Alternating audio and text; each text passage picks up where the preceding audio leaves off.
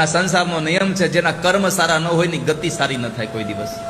જેને કર્મ નથી સારું કર્યું ગતિ સારી નહીં થાય. કદાચ અત્યારે તમે ખોટું કામ કરો અને તમને કાંઈ ન થાય તો એવું ન વિચારવું કે આ મેં ખોટું કરી નાખ્યું, કોને ખબર પડી હું થઈ ગયું મારું.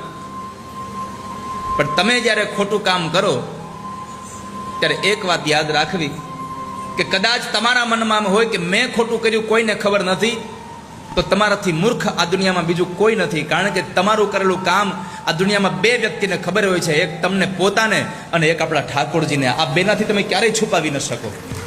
તન કી જાને મન કી જાને, જાને ચિત્ત કી ચોરી, ઇસકે આગે ક્યા छिपाना, जिसके हाथ में जीवन की दोरी. તમે બધી જગ્યાએ છુપાવી શકો. તમારા મનમાં જે વિચાર કરો ને એ ઠાકોરજીને ખબર છે કે આ શું વિચાર કરે છે. ઘણા બધા લોકોને પ્રશ્ન થાય કે મનમાં વિચાર કરી કોઈને થોડી ખબર હોય ભગવાનને.